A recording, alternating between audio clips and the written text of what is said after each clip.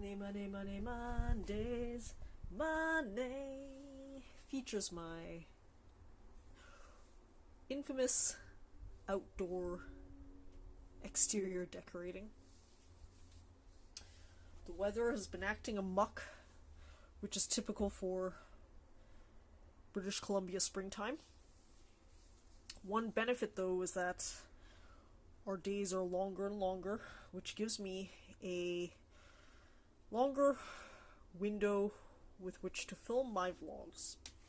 That's been helpful because I've honestly been distracted from vlogging, both Money Mondays and dance vlogging. The project that's distracted my attention has been the oft-mentioned rockumentary. I'm well onto the several knees-deep edit of the second hour of my rockumentary.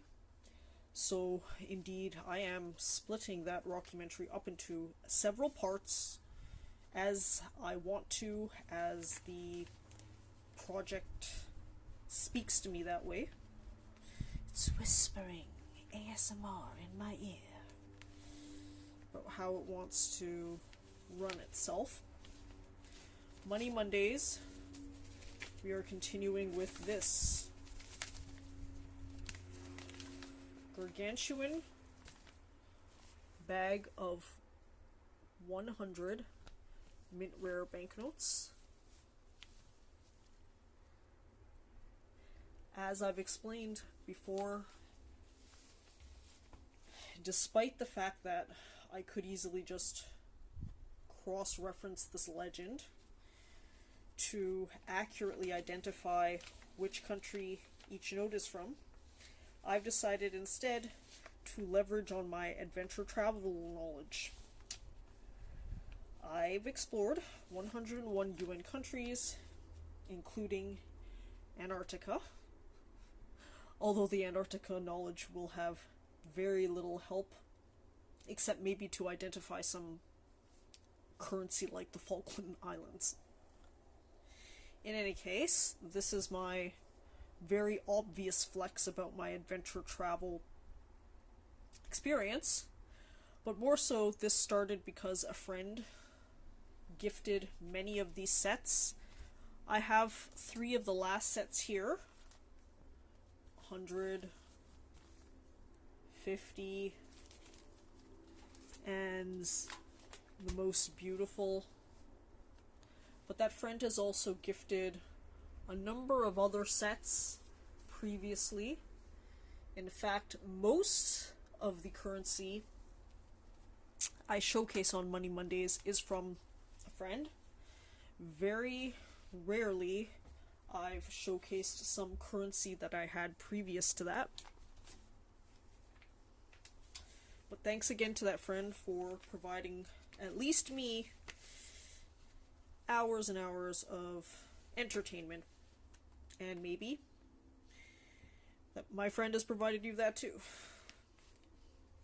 So when I'm guessing which bills belong to which countries, I'm really using a number of factors, including my first-hand experience with some currency, other knowledge that I know from traveling so much.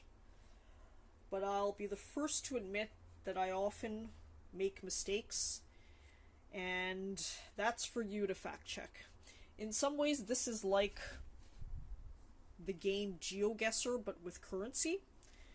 I've watched some famous travel vloggers like Lexi Alford, the youngest to travel to all UN countries, play a game called GeoGuessr, where you essentially have a photograph that you are sometimes able to navigate around Google Maps style, but from that you have to guess where you are in the world. So this is a very similar game.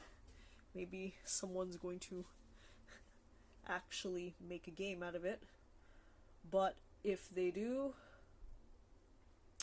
You watched it here first, and I want my royalties. This country we've definitely come across, and you for sure know that in between I never Googles, because the Googles is right here filming. I only have a one-track mind, so I can only do one thing at once. Even though the phone is smart enough to multitask. We are in my favorite ex-Soviet bloc. One of these days I'm actually going to research all the ex-Soviet blocs, because there's actually a lot of variety within the ex-Soviet bloc, as many will know, from more European influence to more Asian influence. That's why sometimes I specify which part of the ex-Soviet bloc we're in, but this time it's harder. The only thing I can do, maybe, is eliminate where I think. I will eliminate the Asian ex-Soviet bloc, because that's how I feel. This is definitely less of that influence. The Asian style ones, I think, become very obvious when I show them. But again, who knows? A number of watchers have actually fact-checked me in the comments, and as far as I know, those fact checks have been correct. So, big ups to them.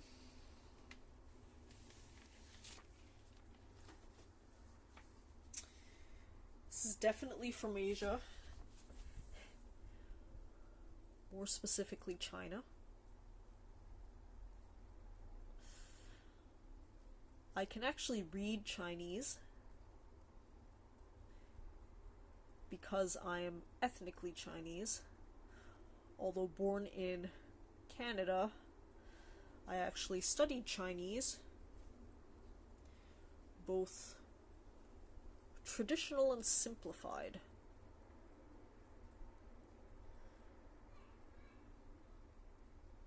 This bill exhibits simplified characters,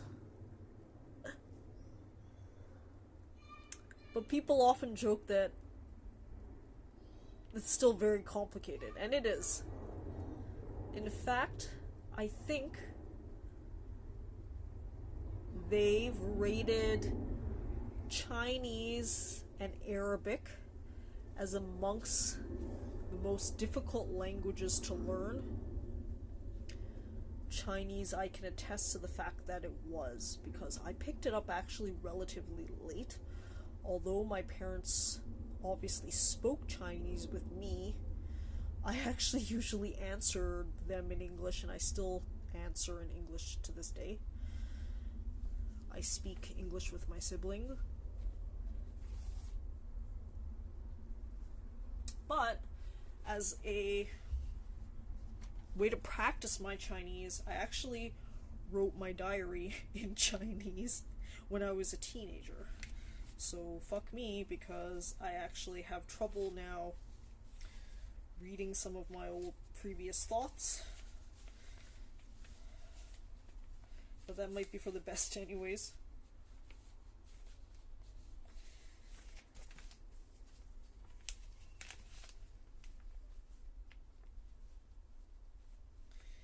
In some ways, that's why I think vlog style actually beats every other style. Even though I primarily identify myself as a writer, vlogging is actually a form of writing for me.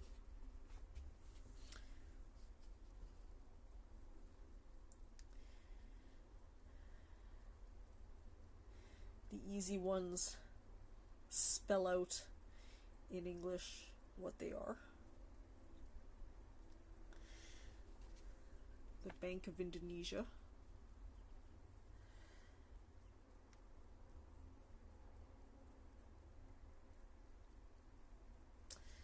is a very hypnotizing motif of circles upon circles within circles.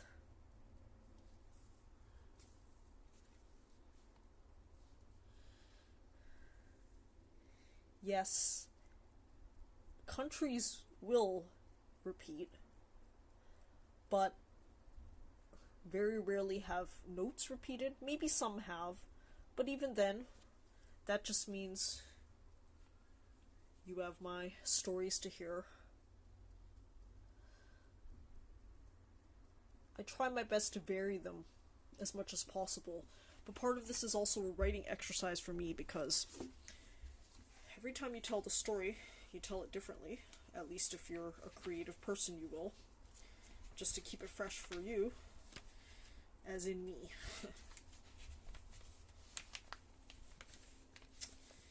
Indonesia.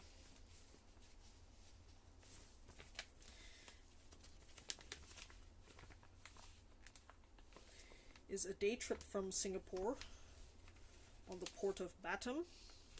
Of course, Batam is less known compared to rivals like Bali Island.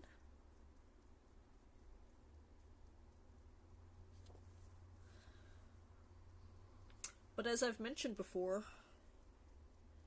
a way that adventure travelers like me rack up the countries is by zoning. And with zoning, sometimes some countries you can only slip in brief time.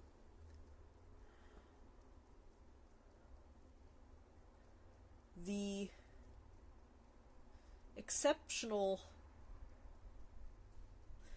logistical maneuvering on my part means that even if I spend less time than maybe I otherwise would have wanted, I've accomplished everything I've wanted in most countries. In fact, off the top of my head, I'm trying to think of if I have any country where I significantly regret the little time I spent there. Part of the problem, but it's a good problem, is that I have a dual mind about traveling. In some ways, I always comfort myself with the idea that I can return to places that I connect to, that I truly love.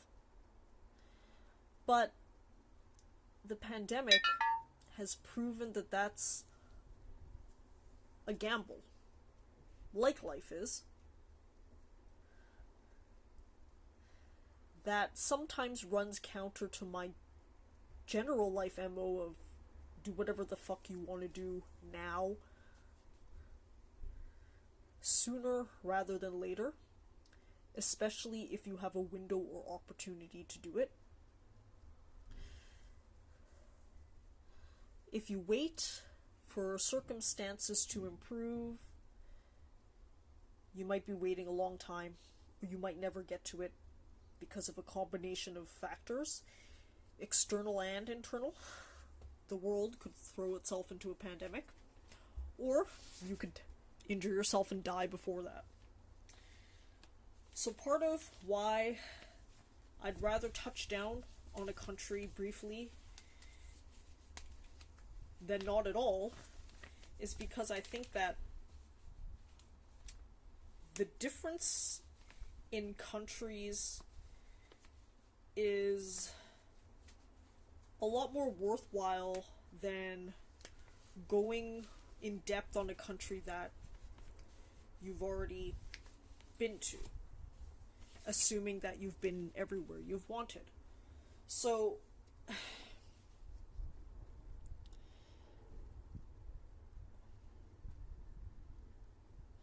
most countries' highlights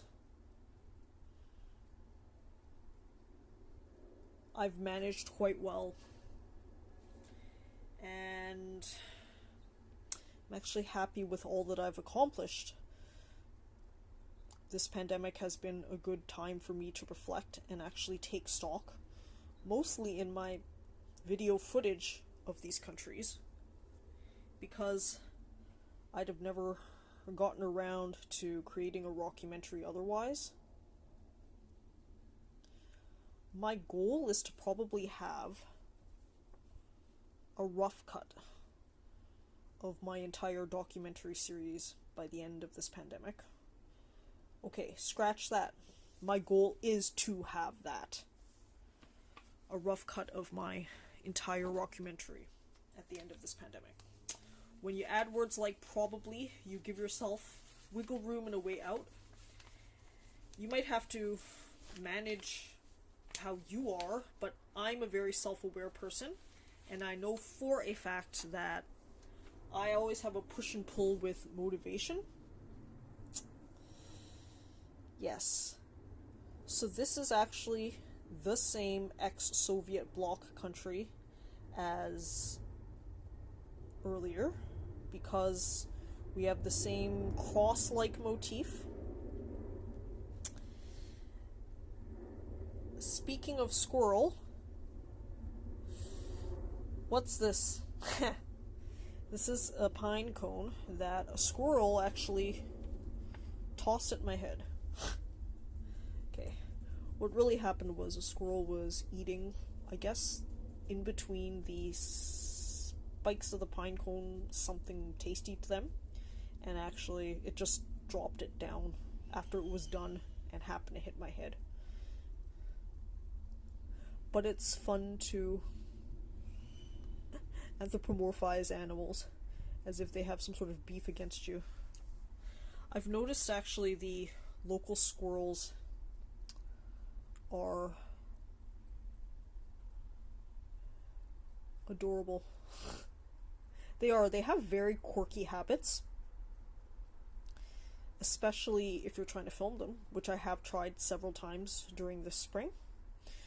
What they do is that they're so still.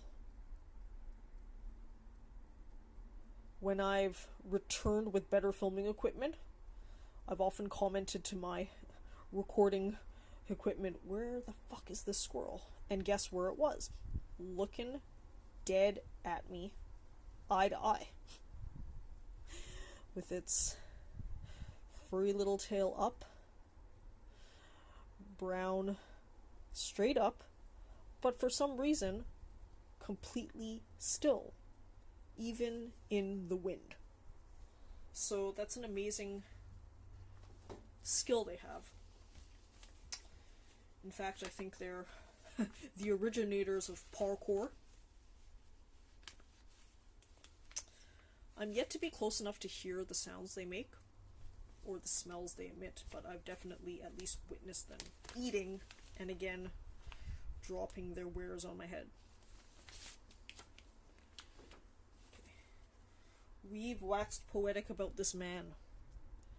And again, I've yet to research him. Rudar Boskovic. He must be someone important. My guess would be he knows his maths.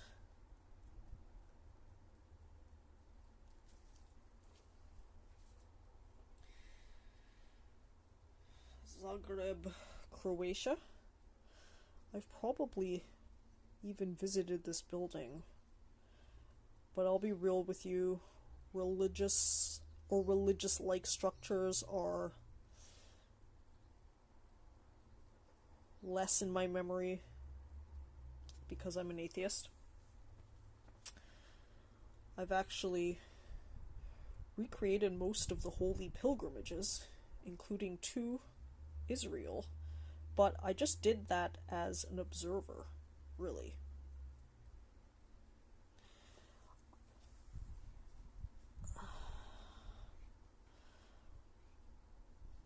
Part of me observing these rituals is that I think it helps with understanding human nature and the human psyche. so far the scientist that's done the best job in scientifically explaining what I've experientially experienced is Brett Weinstein in his lecture about the fourth frontier. Heh. Ooh, this is a new one. Burundi. Burundi is in Africa, and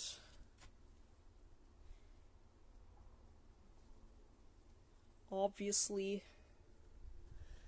ex-French because of the French. Yes, being a Canadian, I can read some French, although poorly. Banque de la République du Burundi. 10 francs means 10 francs.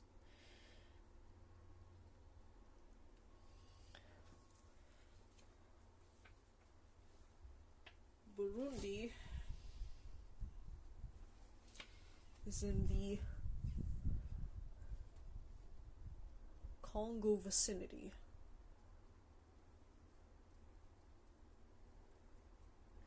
Congo being the big ticket for tourism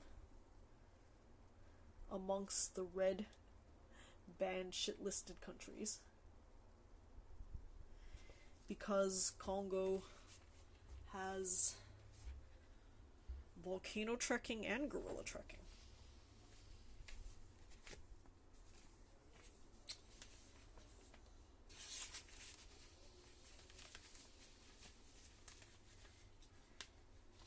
I wish Burundi had more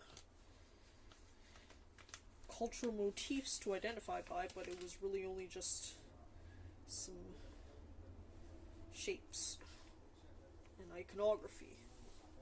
Okay. Okay.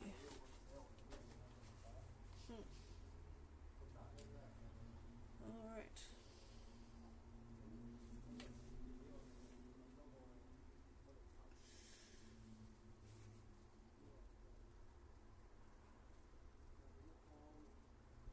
So,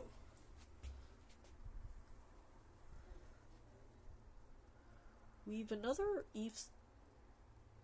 ex-Soviet bloc, but from where is the question?